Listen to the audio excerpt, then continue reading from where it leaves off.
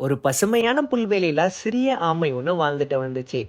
அந்த ஆமை வேகமாவும் விளையாட்டுத்தனமாவும் இருக்க அணில் கூட சாகசம் செய்யறதும், மரங்கள் வழியா ஓடியும் சுவையான பழங்களை தேடிட்டும் நாட்களை கழிச்சிட்டு இருந்துச்சு. அப்படி ஒரு நாள் ஒரு மதிய வேளையில ஒளிஞ்சு விளையாடிட்டு இருக்கும் பொழுது, அந்த காட்டுக்கு விருந்தாளியா ஒரு புத்திசாலி நரியும் அங்க வந்துச்சு. இத பார்த்த ஆமை, "நரியாரே, எங்களோட விளையாட்டுல நீயும் சேர விரும்புறியான்னு?" கேட்டுச்சான். இத கேட்டு ஆர்வம் அடைஞ்ச நரி, "நானும் கலந்துக்கிறேன்னு" சொல்ல விளையாட்டும் மகிழ்ச்சியாவும் துவங்குச்சு.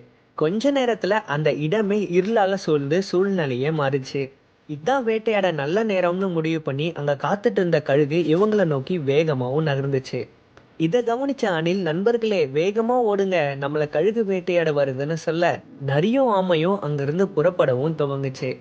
ஆமையோட நகர்வு ரொம்ப மெதுவா இருந்ததுனால கழுக நினைச்சு ரொம்பவும் பயத்துல இருந்துச்சு. அதே நேரத்துல ஆமையை கவனிச்ச நரி விரைவா சிந்திச்சு, "நண்பா, அமைதியா இரு, என்கிட்ட நல்ல யோசனை இருக்குன்னு" சொல்லி, "கழுகே, இங்க பாரு, அந்த ஆமையை விட நான் தான் சுவையா இருப்பேன்னு" சொல்லி ரொம்பவும் துணிச்சலாவும் அழைச்சிச்சு. இத கேட்ட கழுகு தன்னோட கூர்மையான கண்களை நரியை நோக்கி திருப்பிச்சு.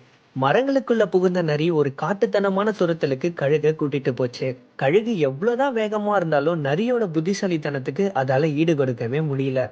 இறுதியா கழுகை ஒரு அடர்ந்த முட்புதருக்கு கூட்டிட்டு போய் அங்க சிக்கவும் வச்சிருச்சு. கொஞ்ச நேரம் முயற்சி பண்ணி கழுகு ஒரு பெரிய கூச்சலிட்டு அந்த காட்டை விட்டு அமைதியாவும் பறந்தும் போச்சு.